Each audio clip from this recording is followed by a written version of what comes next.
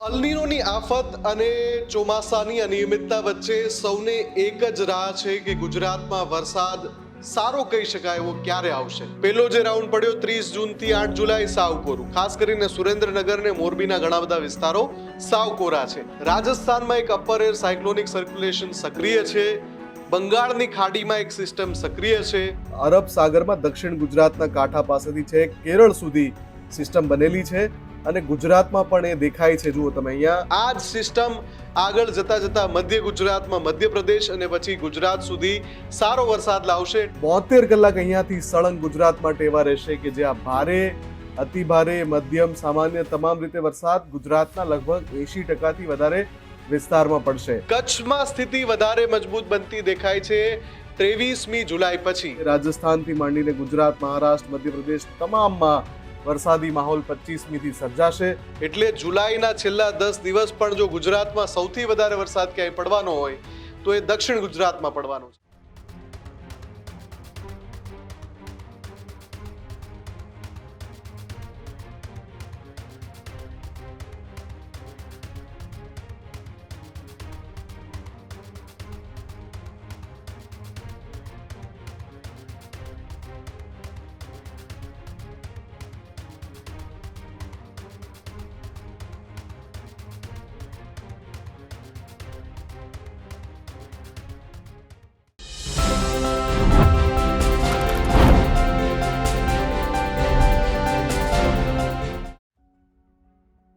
અલ્નીનોની આફત અને ચોમાસાની અનિયમિતતા વચ્ચે સૌને એક જ રાહ છે કે ગુજરાતમાં વરસાદ સારો કહી શકાય એવો ક્યારે આવશે.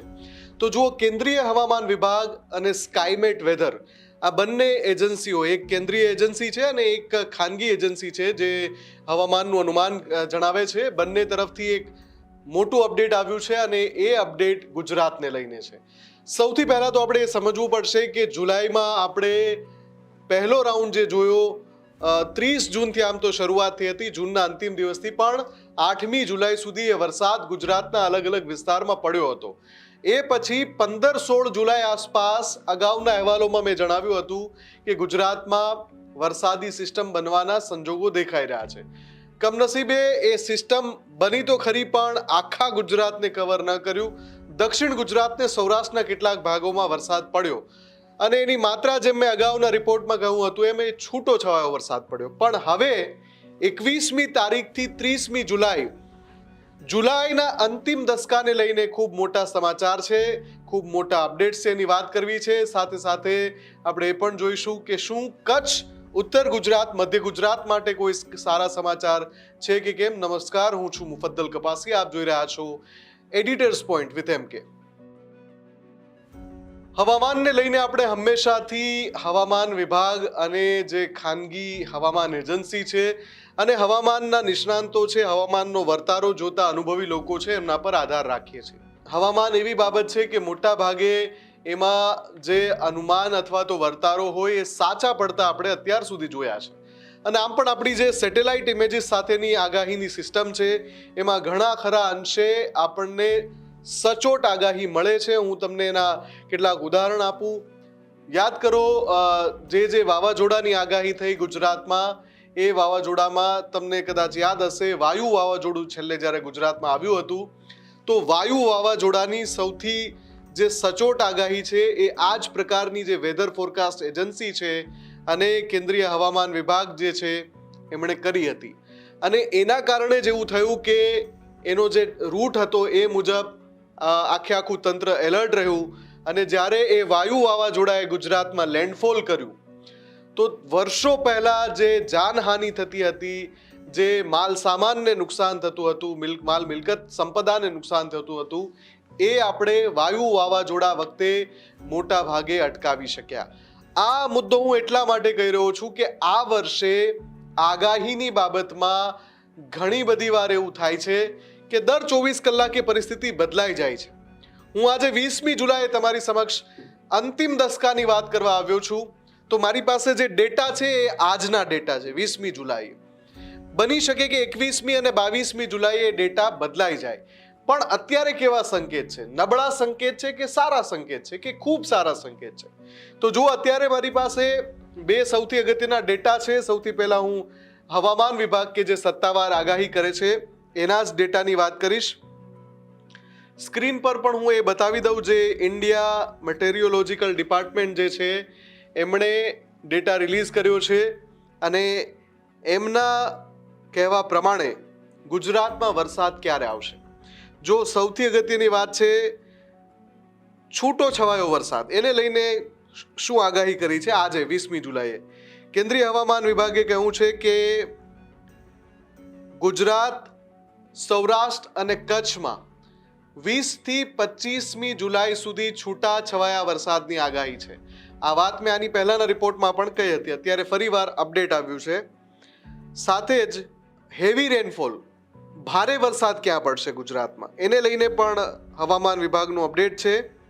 ગુજરાત ક્ષેત્રમાં 20 થી 25મી જુલાઈ વચ્ચે ભારે વરસાદ પડવાના સંજોગો છે.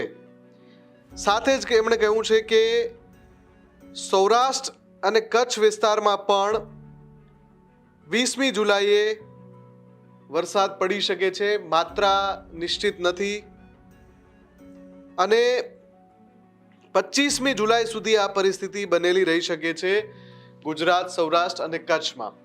જો આ હવામાન વિભાગનું અપડેટ છે અને આ બહુ ટૂંકમાં છે.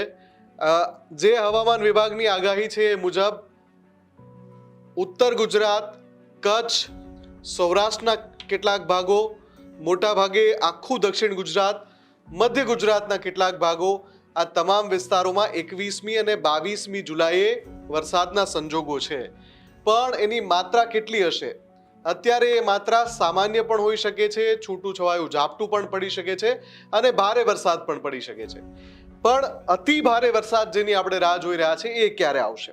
તો હવે આપણે સ્કાયમેટ વેધરનો ડેટા પણ જોઈએ, કેમ કે સ્કાયમેટ વેધરના ડેટામાં ઘણી બધી જાણકારી ખૂબ રસપ્રદ અને ઉપયોગી પણ સાબિત થઈ છે. અને છેલ્લા કેટલાક મારા અનુભવ પ્રમાણે કહું છું કે સ્કાયમેટ વેધરનું અનુમાન છે એ સચોટ પણ નીવડ્યું છે. આ વખતે એલનીનો ઇફેક્ટના કારણે ચોમાસું બંધાય, ખોરવાય, કોઈ સિસ્ટમ જામે, ગુજરાત પર વરસવા માટે તૈયાર હોય, વળી પાછી વિખેરાઈ જાય, એવું બન્યું છે, બનતું રહેવાનું છે.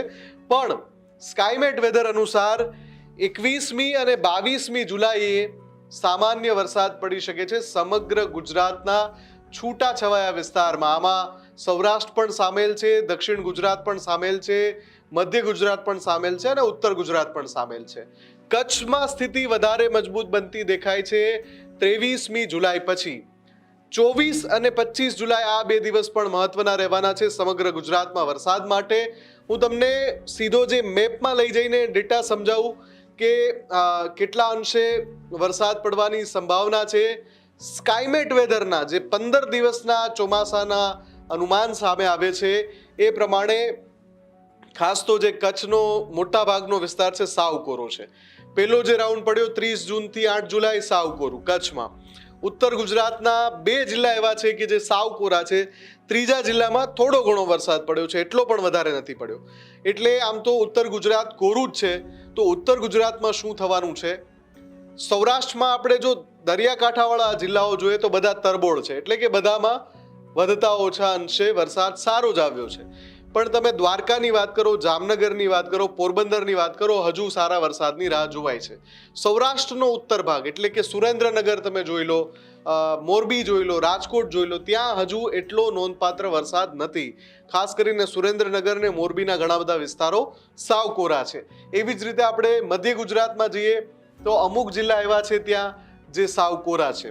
દક્ષિણ ગુજરાતમાં જઈએ તો છેક ડાંગથી શરૂ કરીને વલસાડ હોય કે નવસારી હોય, ભરૂચ હોય, સુરત હોય, બધે જ રસ તરબોળ વરસાદ પડ્યો છે. અને સ્કાયમેટ વેધરનું અત્યારનું અપડેટ એવું કહે છે કે છેલ્લા 10 દિવસ એટલે જુલાઈના છેલ્લા 10 દિવસ પણ જો ગુજરાતમાં સૌથી વધારે વરસાદ ક્યાંય પડવાનો હોય તો એ દક્ષિણ ગુજરાતમાં પડવાનો છે. આવો જોઈએ એ ડેટા મેપની અંદર તારીખવાર શું કહી રહ્યા છે. ગુજરાતમાં છેલ્લા 10 દિવસથી વરસાદે વિરામ લીધો છે અને હવે બીજો રાઉન્ડ ક્યારે આવશે વારંવાર પૂછાઈ રહ્યું છે. સ્કાયમેટ વેધરે આ બધાની વચ્ચે ખૂબ મોટું અપડેટ આપ્યું છે.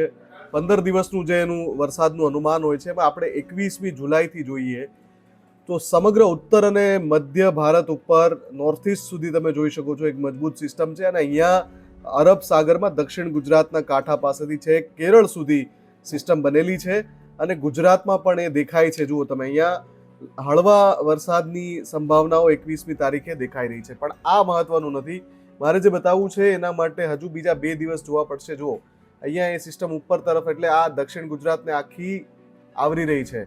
23માં જઈએ તો એ દક્ષિણ ગુજરાતમાં અતિ ભારે, કેમ કે જ્યાં ડાર્ક બ્લુ હોય ત્યાં હેવી રેઇન એવું કહે છે સ્કાયમેટના અનુમાન પ્રમાણે 23મીએ દક્ષિણ ગુજરાતમાં ભારે વરસાદ પડશે. 24માં જો જઈએ આપણે તો 24માં સ્થિતિ બહુ વધારે બદલાતી નથી, પણ ઉત્તર ગુજરાતમાં 24મીએ વરસાદ દેખાય છે. પણ 25મી તારીખે જો જોઈએ તો મોટાભાગનું ગુજરાત કવર થઈ જાય છે આ સિસ્ટમના કારણે, કેમ કે રાજસ્થાનથી માંડીને ગુજરાત, મહારાષ્ટ્ર, મધ્યપ્રદેશ તમામમાં વરસાદી માહોલ 25મીથી સર્જાશે. સૌથી જોરદાર પરિસ્થિતિ 26મી જુલાઈથી શરૂ થવાની છે. 72 કલાક અહીંયાથી સળંગ ગુજરાત માટે એવા રહેશે કે જ્યાં ભારે, અતિ ભારે, મધ્યમ, સામાન્ય તમામ રીતે વરસાદ ગુજરાતના લગભગ 80%થી વધારે વિસ્તારમાં પડશે. અને જ્યારે તમે 27માં જુઓ છો તો આખા ગુજરાતમાં એક રસ થઈ ગયેલું દેખાય છે આ સિસ્ટમથી, અને મોડરેટ રેન એટલે મધ્યમથી ભારે વરસાદની સંભાવનાઓ છે. 28માં જાઓ તો દક્ષિણ અને મધ્ય ગુજરાત સહિત આખા ગુજરાતમાં વરસાદી માહોલ દેખાઈ રહ્યો છે. 29માં પરિસ્થિતિ કચ્છ અને ઉત્તર ગુજરાત તરફ દેખાઈ રહી છે કે અતિ ભારે વરસાદ ત્યાં પડી શકે છે. એટલે આ જે 4-5 દિવસનું સ્કાયમેટ વેધરનું અનુમાન છે, 19મી જુલાઈએ આપણે આ અનુમાન જોઈ રહ્યા છીએ. દર 24થી 48 કલાકે આખું ચિત્ર બદલાઈ જતું હોય છે. એટલે 24-48 કલાક પછી ફરીથી ચેક કરીશું કે 25, 26, 27, 28 ને 29 એ 5 દિવસ શું ગુજરાતમાં જોરદાર વરસાદ પડવાનો છે. પણ હાલ પૂરતું સ્કાયમેટ વેધર કહી રહ્યું છે કે અહીંયા સળંગ 72 કલાક ગુજરાતમાં એવો આવશે જ્યાં ભારેથી અતિ ભારે માત્રામાં વરસાદ પડી શકે છે. તો સ્કાયમેટ વેધરનું આ જે અનુમાન છે એ ચોક્કસથી આશા જન્માવે એવું છે. આશા શબ્દનો પ્રયોગ એટલા માટે હું કરી રહ્યો છું, રાજસ્થાનમાં એક અપર એર સાયક્લોનિક સર્ક્યુલેશન સક્રિય છે, બંગાળની ખાડીમાં એક સિસ્ટમ સક્રિય છે. કેન્દ્રીય હવામાન વિભાગે જે મેપ આજે રિલીઝ કર્યો છે, 70%થી વધારે વિસ્તાર આખા દેશનો આપણે જોવા જઈએ તો 70%થી વધારે વિસ્તાર એવો છે કે જ્યાં વરસાદી વાદળો છે, આકાશ છવાયેલું છે, ઘેરાયેલું છે વાદળોથી, અને વરસાદ વરસે તેવા ઉજળા સંકેતો છે. ઉત્તર ભારતની વાત કરીએ, જમ્મુ કાશ્મીર સહિતના ઘણા બધા ઉત્તર ભારતના વિસ્તારો છે કે જ્યાં વરસાદનું રેડ એલર્ટ છે. આ જ સિસ્ટમ આગળ જતા જતા મધ્ય ગુજરાતમાં, મધ્યપ્રદેશ અને પછી ગુજરાત સુધી સારો વરસાદ લાવશે. એટલે સ્કાયમેટ વેધરનો જે ડેટા છે અને કેન્દ્રીય હવામાન વિભાગનો જે ડેટા છે, બંને ડેટાના સંકેત એવું જ કહી રહ્યા છે કે વરસાદ સારો આવશે. જુલાઈના અંતિમ 10 દિવસમાં કમસે કમ સારો વરસાદ આવશે. ફરીવાર કહું છું, 21મી અને 22મી જુલાઈ છૂટાછવાયા ભાગમાં સામાન્યથી લઈને મધ્યમ વરસાદ પડી શકે છે. 23મી જુલાઈથી સ્થિતિ વધારે સારી બનતી દેખાઈ રહી છે. 24, 25, 26 આ ત્રણેય દિવસ ખૂબ જ મહત્વના રહેવાના છે, અને બની શકે કે આપણે ખૂબ સારો વરસાદ જોઈએ. આપણે આશા રાખીએ અને આપણે એવું જ ઈચ્છીએ કે કોઈ નેગેટિવ બાબત અસર કરીને આ જે બંધાયેલી સિસ્ટમ છે ને વિખેરી ન નાખે. ઇન્ડિયન ઓશન ડાયપોલ પોઝિટિવ પણ મદદ કરે અને અલ્નિનોની અસર નેગેટિવ રીતે ન રહે અને ગુજરાતમાં સારો વરસાદ થાય. આપના વિસ્તારમાં કેટલો વરસાદ છે કે વરસાદ બિલકુલ નથી પડ્યો, શું પરિસ્થિતિ છે, કમેન્ટ કરીને ચોક્કસથી જણાવજો. અને આ જ પ્રકારની અપડેટ્સ માટે જોતા રહેજો ન્યૂઝરૂમ ગુજરાત. નમસ્કાર.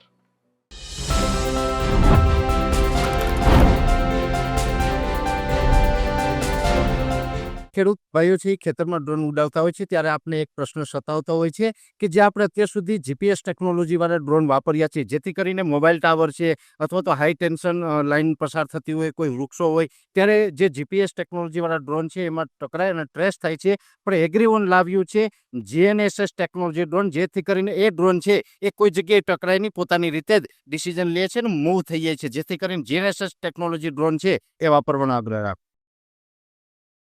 ત્યારે જ ન્યૂઝરૂમ ગુજરાતની યુટ્યુબ ચેનલને સબસ્ક્રાઇબ કરો અને ઇન્સ્ટાગ્રામ અને ફેસબુક પર ફોલો કરો. અપડેટ રહો, સત્યની સાથે રહો.